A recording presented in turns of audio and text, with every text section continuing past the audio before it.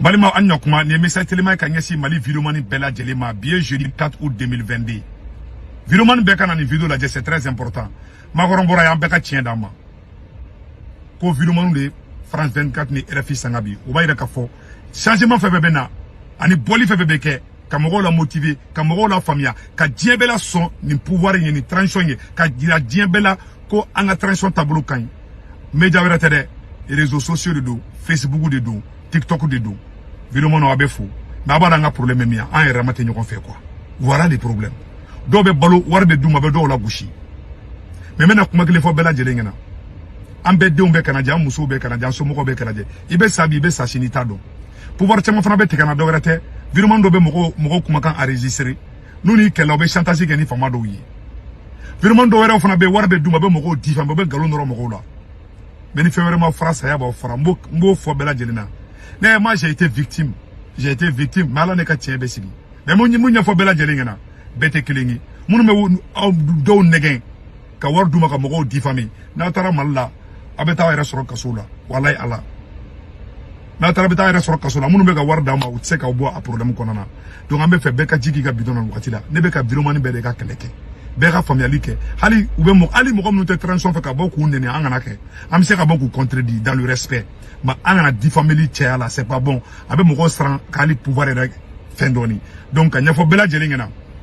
Lagosi fɛn fɛn dara ne Segu Tunkara kan bɛɛ bɔra ni pouvoir kelen fana kɛrɛfɛla in de la. An b'o tiɲɛ fana fɔ ɲɔgɔn ɲɛna. Tu sais que ala ye farafin bin jugu ma dɔwɛrɛ tɛ. Hakɛ ni juguya de ye farafin bila siya bɛɛ kɔfɛ. Farafin n'i ye farafin ye dɔrɔn i ye janfa ye. N'i ye farafin ye dɔrɔn i ye juguya ye. Ça c'est là. A b'an vɛn de la quoi. Et puis an ka culture fana la tuguni. U y'a dɔn bɛɛ kunkolo la tuguni. Ko non ko n'i bɛ fɛ ka taga ko ni mɔgɔ min gɛrɛla ko ka taa place ɲini gouvernement kɛrɛfɛ dɔrɔn k'i bɛ wari ɲini de la ou bien i bɛ fɛ i da ka don tulu la. N bɛ exemple damadama dɔrɔn di aw ma. Cheikh Modibo Jara tun bɛ NASA la. A y'a ka baara ɲɛnama de bila ka na kɛ Sanogo ka premier ministre ye. U y'o lagosi. Mɔgɔba fɛn fɛn bɔra extérieur yɛrɛ ka na u y'a bɛɛ lagosi k'a bɛɛ kɛ mɔgɔnin ye. U ye Cheikh Modibo Jara bɔ yen dɔrɔn adama mɔgɔ kelenw de nana ka na ni Faransi à travers Jɔnkunda. Ça a toujours été comme ça. Ce pays n'a jamais été reconnaissant envers ses bons fils. Michel Sidibé kun bɛ ONU sida la i bɛ ka nana n'o ye u bɔra k'o fana burujali daminɛ k'a sɔrɔ cɛ kun bɛ wari min ta ONU sida la a t'a ta ministeriya la bɛɛ bɛ Mali ministre sara dɔn u bɛɛ bɔra extérieur de la dɛ o tɛmɛnen kɔfɛ Yaya Samake fana nana tuguni Yaya Samake kelen a ye forage mun sen Mali politicien tɛ yen mun y'a sen ne ka jate la dɛ a ye école jɔ a ye fɛngɛw kɛ o taara kɛ ambassadeur ye k'a sɔrɔ Yaya Samake bɛ se k'ale Mali ambassadeur 5 sara a ka sɔrɔ kɔnɔna na. Mon grand ambassadeur ka faso kada u y'o fana tɔgɔ tiɲɛ i bɛ ka taa na dɛ c'est à dire ɲɔgɔn na gosi ni ka ɲɔgɔn mago sa o dɔrɔn n'a to farafin hakɛ de farafin na sigi kɔfɛ hakɛ ni janfa n'an ma bɔ an ka culture la bilahi an bɛ san tɛ kɛ fɛn ye minnu bɛ ka nkalon nɔrɔ adamadenw na réseau kan a y'aw sigi aw bɛ sa don dɔ la aw denw b'a vidéo lajɛ an bɛɛ n'an kaburu de bɛ ka yala accident bɛ se k'i faga banajugu bɛ se k'i faga mais n'i ye adamadenw tɔɲɛ k'o wari minɛ n'i y'a wari dun hɛrɛ kɔnɔna na i ka si bɔn tɛgɛ kɔnɔ hali minnu ye faso nafolo suɲɛ i bɛ taa sɔrɔ bana dɔw b'u la o t'a fɔ dɔn a dɔw crise cardiaque b'a dɔw faga a dɔw bɛ sa o denw bɛ kɛ gulɔminɛw ni manamanamɔgɔw ye dɔw yɛrɛ tɛ hakɛ de don bon ni de farafin jasi kara sigi kɔfɛ hakɛ ni janfa e ma hali sɔrɔsiw nalen filɛ nin sɔrɔsiw b'a a sira kelen de kan c'est vrai u bɛ ka Mali libérer mais janfa caman b'u ka ko la dɛ u nana ni adama mɔgɔ kelenw de ye adama mɔgɔ kelen minnu ye Mali janfa u nana n'o mɔgɔ kelenw de ye ouais u nana n'o mɔgɔ kelenw de ye mais yanni n ka don o yɔrɔ la e mana bɔ extérieur la k'i bɛna i faso dɛmɛ u bolo k'i bɛna wari ɲini de la Cheikh Modibo Jara na o y'o lagosi Yaya Samake na o y'o lagosi Michel Sidibé na o y'o lagosi a kun ne yɛrɛ kɔnɔ wagati dɔ la n t'an dogo aw la ne yɛrɛ kun y'a conclu mais ne yɛrɛ tilala ka retour bɔ n ko n tɛna kɛ quoi c'est n'i yera hali Viromani dɔ ka nommé bɛ a ka di ne Segu Tunkara ye mais ni Viromani nommé na mɔgɔ fɔlɔ bɛ bɔ k'o lagosi ka gouvernement critiquer ko man kan ka kɛ de o ye Viromani wɛrɛw de hasidiya ni ɲɛngoya bɛ nin kan faga an tɛ ɲɔgɔn fɛ voilà l'homme noir alors que Viromani na doctorat tigiw b'a la maîtrise tigiw b'a la master tigiw b'a la il y a des gens instruits mais il y a des gens aussi tiɲɛ yɛrɛ la olu ye Viromani mercenaires de olu bɛ sara u ka mɔgɔw nɛni dɔrɔn k'u lagosi mais ne kɔni mun f'i ɲɛna a ye nin ko ninnu dabila nafa t'a la walayi parce que i bɛ sa don dɔ la vidéo kɔrɔw hali den tɛ se k'i ka vidéo lajɛ ne Segu Tunkara ne sara bi hali ne mɔden bɛ ne ka vidéo lajɛ a b'a disi gosi n'a ye parce que kuma ɲumanw de bɛ bɔ a la tu vois ni ne ka vidéo 100 jaabi i bɛ t'a sɔrɔ kuma kolon bɛ bɔ min na a tɛ tɛmɛ 1 ou 2 kan a tɔ 80 ou 99 a bɛɛ ka ɲi ou 98 a bɛɛ ka ɲi donc a fɔ an ɲɛna hadamaden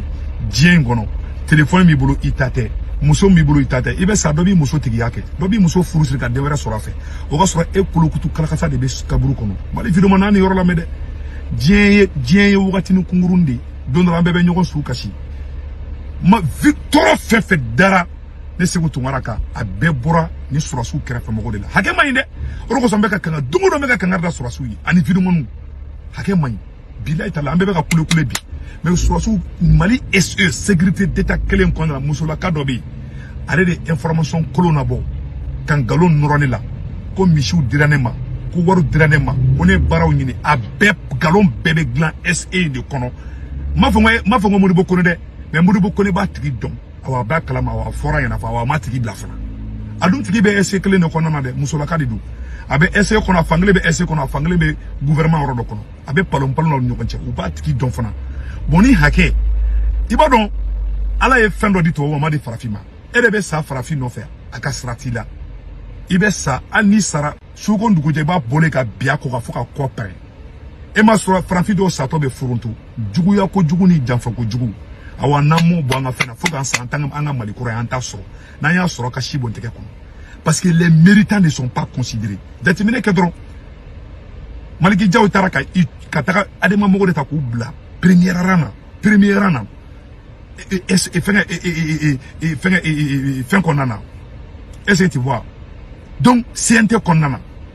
ni Maliki Diaw tɛ yen olu de b'a ta olu bɛɛ ye janfaninw de ye bon n'i y'o fɔ u b'a fɔ non an ka nin kɛ tan an ka tugu parce que dɔw bɛ yen dɔw sagalama de don n'an bɛ fama kɔ an ka tugu a kɔ i bɛ k'a ye fɛnkɛ dagakan de mɔgɔw janfa don min na ne bɔra ka i bɛ ka farapa don mɔgɔ caman ma faamuya o ni ne adamaden i bɛ janfa sira kan dɔrɔn ne bɛ n mabɔ i la dɔɔnin ou bien n b'i critiquer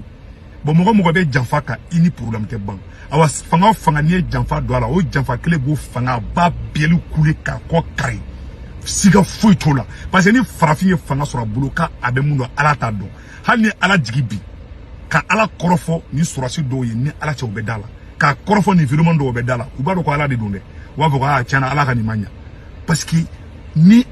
n'an bilara position dɔ la fiɲɛni dɔ de bɛ don an nun na on pense qu'on est tout alors que fɛn bɛɛ dan b'a la don dɔ la a bɛ fɔ ko karisa ye président kɔrɔ ye don dɔ la a bɛ fɔ ko Asimi ye président kɔrɔ ye don dɔ la a bɛ fɔ ko Segu Tunkara ala Segu Tunkara sara ale de tun bɛ nin vidéo kɛ diɲɛlatigɛ fɛn o fɛn dan b'a bɛɛ la mais tiɲɛ fɔla farafin t'a fɛ den ɲuman farafin t'a fɛ depuis ala ka jamana in da den ɲumanw de bɛ la buruja k'u la gosi k'u si dɔgɔya ka daminɛ Modibo Keyita la ka daminɛ hali an ka extérieur mɔgɔ ɲuman minnu bɔra k'u bɛ taa faso dɛmɛ parce que u bolo ne ko k'i bɛ taa faso dɛmɛ dɔrɔn i bɛ wari ɲini de la o de b'aw bɛɛ kunkolo la awa a bɛɛ ka fisa i ni famaw ka jɛ ka kuma dɔ fɔ u b'a kuma bɛɛ ta k'a di vidéo dɔ ma i n'u bɛ mankan fitinin kɛ dɔrɔn u bɛ bɔ n'a ye vidéo ka mɔgɔw enregistré ka chantage kɛ mais i ni famaw yɛrɛ fana bɛ sigi ka kuma mun kɛ famaw kɛrɛfɛ mɔgɔw surtout ni sɔrɔsiw kelen kelen i n'u bɛ kuma kɛ dɔrɔn i n'u bɛ mankan dɔ kɛ dɔrɔn u bɛ t'i ka kuma déformer ka taa di vidéo wɛrɛw ma ka sɔrɔ e m'a fɔ cogo min u bɛ taga a juguya ka tɛmɛ o la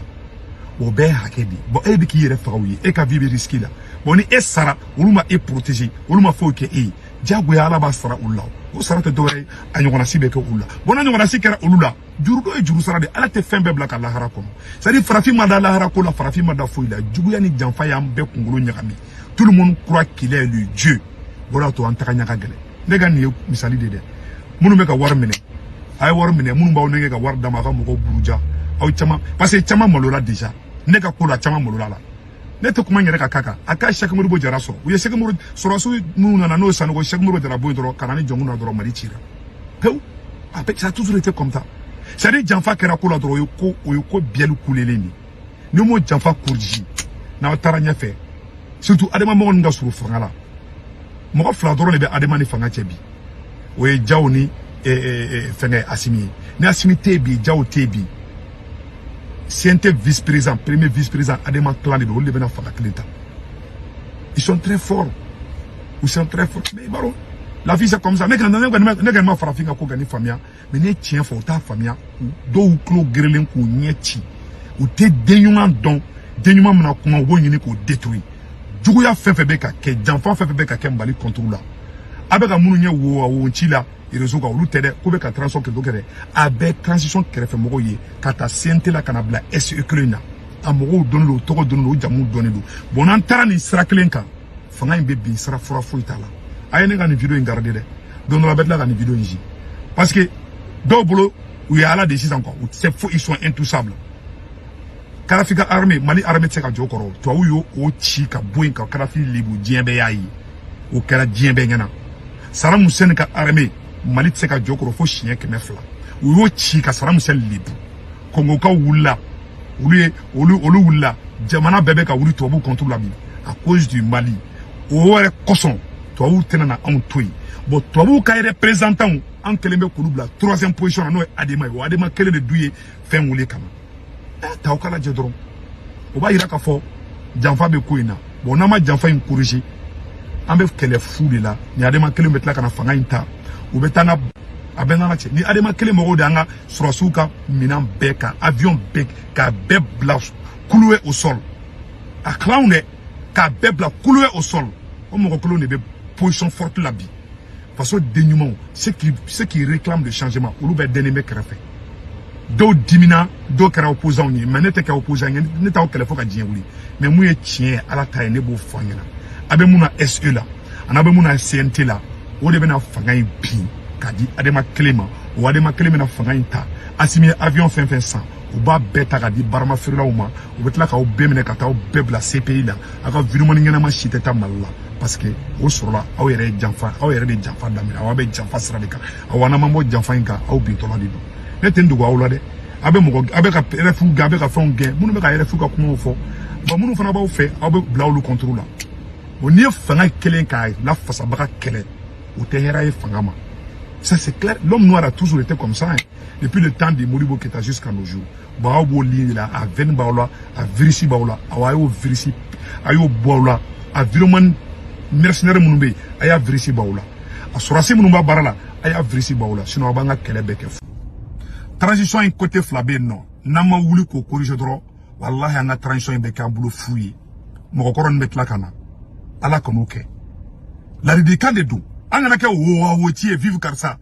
nanye défaut ay mo karando anye défaut amba fa yana aka corriger de abe fo ka solution fana fa yana sinon la possibilité de awa SE flani CNT flani na man kolosi ambe ka fin fo ka mo la je kenema kan sa be transition contrôle transition lili théorode abe ka bo SE ani CNT de konana mais c'est nga kuma ka transition ka bouleverser ka ani farfarli ka lili tekeli damene abe ka bo SE ani CNT de la abela manager bela jeli fo onyana SE tate dowre burujali fefebe kake ani ne tara malabi neni fama do ka nyogoni SE mogodo ni ne kuma do fo na ma ja transition do SE mogodo be musula ka de do sengle be SE la sengle be gouvernement na be na figela be ka bebla nyono o musula ka kele ali burujali mundara ne kanka lisi baw sebe ko ne be no fe abe bora SE de la na kabi ni tara do na Modibo ko ne kana ski matiki to na jamu fo ka prevu be irala o SE ta roy wallahi SE beka na ni farafarali di beka chien di fo ka be ka fo rapport glam ko contrôle la ka be bisike ka be karsa ka be fra o beka bo SE la ani CNT